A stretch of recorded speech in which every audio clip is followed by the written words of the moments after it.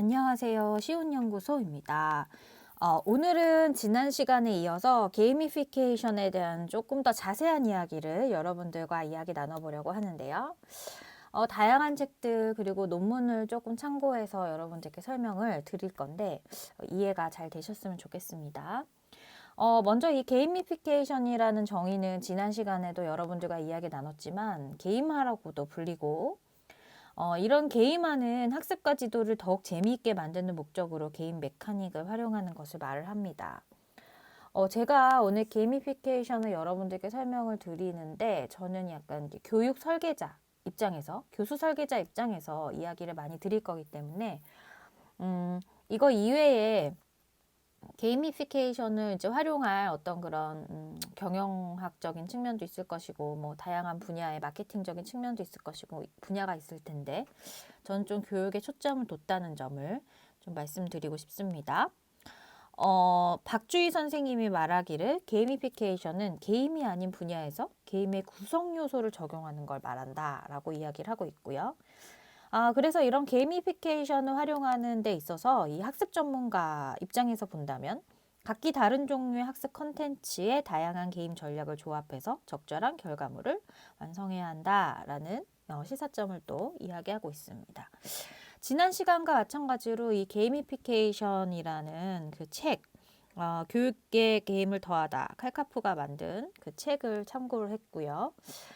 지금부터는 게이미피케이션의 어떤 정의에 사용된 개념이나 아니면 요소에 대해서 살펴보면서 우리가 게이미피케이션을 할 때 어떠한 전략들을 좀 사용할 수 있을지에 대해서 이야기 나눠보면은요. 먼저 좀 추상화적인 측면이 있을 거예요. 이게 일반적인 현실을 다 담지는 못하고 그 중에서 필요한 것들을 골라서 게임이라는 공간으로 좀 이동해 와야 되겠죠. 그리고 시스템적인 부분도 있을 건데 일부분들이 이제 어떤 부분에 영향을 미치지만 전체적으로는 통합이 되어 있어야 되는 어떤 그런 전체 틀에 대한 개념, 그 도전까지 있어야 되겠죠. 그리고 규칙, 그리고 개인적인 어떤 게임을 하는 혼자서 하는 그런 게임을 여러분들이 실행할 수도 있겠지만 상호작용을 하는 그런 어떤 다른 플레이어들과 교류하고 활동하는 거, 그리고 피드백, 정량적인 어떤 결과, 마지막에 승리의 어떤 조건들, 그리고 감정적인 어떤 그런 반응들을 수반할 수 있으면 재미있겠죠. 그래서 게임의 요소로는 좀 이제 게임에 기반해야 된다라는 당연한 얘기를 하고 있고요. 그 게임적인 기술로는 이런 것들이 있다. 그리고 신미성, 생각보다 되게 중요합니다. 게임을 하는 데 있어서 좀 재미가 좀 예쁘지가 않거나 뭔가 시각적인 어떤 그런 요소를 주지 않으면 되게 흥미가 떨어지는 경우가 굉장히 많거든요. 그리고 게임적 사고, 그리고 사람을 참여하게 하는 거, 동기부여, 학습을 촉진할 수 있는 그런 어떤 기제들, 그리고 문제 해결이 될 수 있도록 내용을 담아야 되는 것들, 이런 것들이 어떤 게임의 요소이면서 좀 중요한 거죠. 그렇다면 문제를 한번 풀어볼까요? 다음 중 게임화가 아닌 것은 무엇일까요? 배치 포인트 보상, 학습의 진부와 새로운 것, 학습 전문가들에게 이질적인 것, 모든 학습 환경에 적격인 것, 만들기 쉬운 것, 게임적 기술만을 사용하는 것, 그리고 이 7가지 중에서 게임화가 아닌 건 무엇일까요? 네, 바로 이 모든 게 다 포함입니다. 그래서 배지 포인트 보상이 게임을 의미하지는 않아요. 그리고 또 학습의 또 진부함이라고 느껴지는 게 또 게임은 아닌 거고요. 그리고 또 마냥 새로워야 하는 것도 아니에요. 그리고 학습 전문가들에게 굉장히 이질적인 부분도 아니죠. 그리고 모든 학습 환경에 적격이라고 생각하시면 안 될 것 같아요.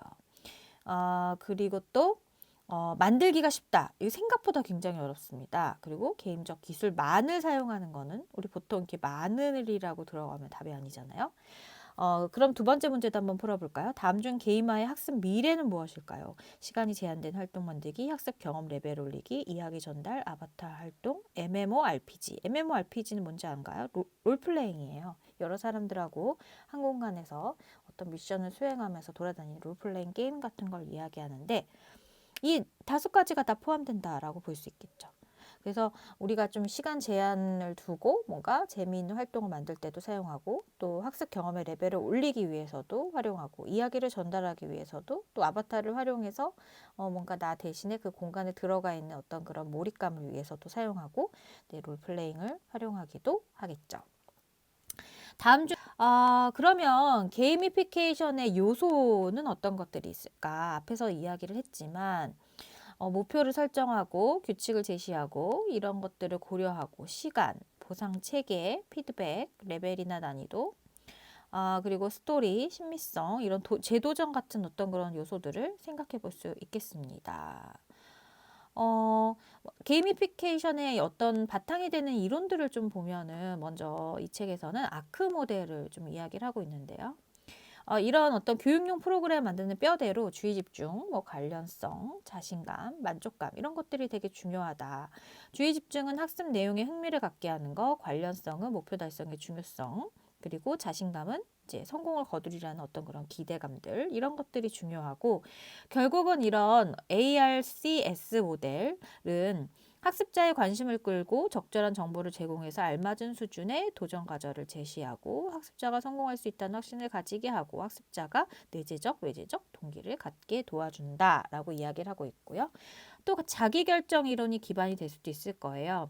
이거는 자율성, 숙련, 관련성 이런 특징을 가지고 있는데 학습자가 자율성, 자신감, 다른 사람과의 연관성을 느끼게 도와준다라는 거죠.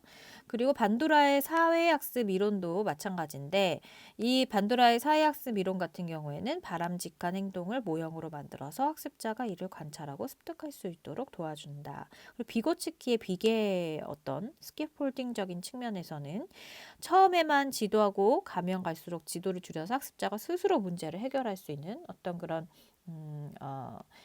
근접 발달 영역을 좀 축소시킬 수 있는 그러한 어떤 부분들을 제공할 수 있다라고 이야기할 수 있겠죠.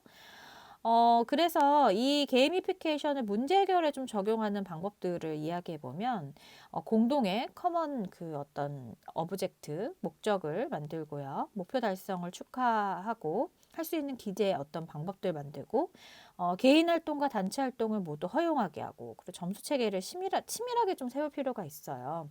변경 가능한 인터페이스를 사용할 수 있게 각자의 플레이 스타일을 고수할 수 있도록 좀 설계, 뭐 아바타의 옷을 바꾼다든지 결점을 솔직하게 공개할 수 있도록 무슨 일이 생겼는지 투명하게 공유하고 서로 좀 상호작용할 수 있게 그리고 게임을 중심으로 좀 공동체적인 부분들을 만들어내는 것들 이런 것들이 어떤 게이미피케이션을 통한 문제를 해결하는데 우리가 고려해 볼 수 있는 요소들이다라고 볼 수 있겠습니다. 이제부터는 좀 사례를 살펴볼 텐데요.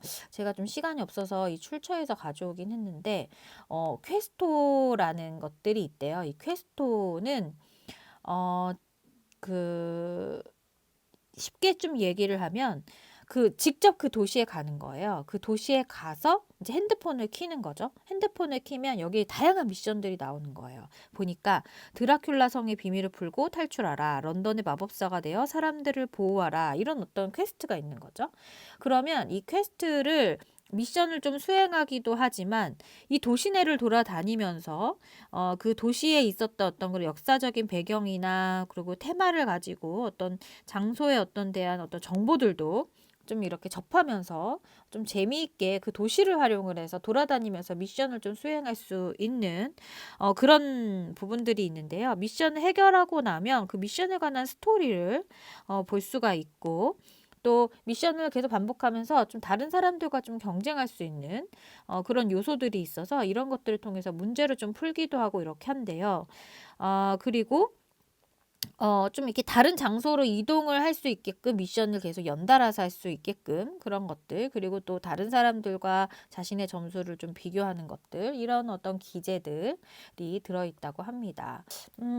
조금 더 보여드리고 싶은 논문들이 있기는 한데 오늘은 좀 시간이 많지가 않아서 여러분들이 마지막으로 내 수업에서 과연 어떤 게이미피케이션 전략을 좀 활용하고 싶은지 고민을 한번 해보는 시간을 가지셨으면 좋겠습니다. 오늘은 여기까지입니다. 지난 시간에 이어서 조금 더 게이미피케이션에 대한 구체적인 내용을 좀 여러분들께 전달을 드렸는데요. 앞서 제가 이제 말씀드렸던 그런 요소들을 좀 생각을 해보면서 내가 이제 게임의 요소를 활용해서 게이미피케이션을 고려할 때 참고해야 될 어떤 그런 부분들, 그런 것들을 적용한 게이미피케이션적인 교수 설계를 한번 해보시기를 권해드립니다. 오늘은 여기까지입니다. 우리 다음 시간에도 또 좋은 내용으로 만나 뵙도록 하겠습니다. 그럼 여러분, 안녕!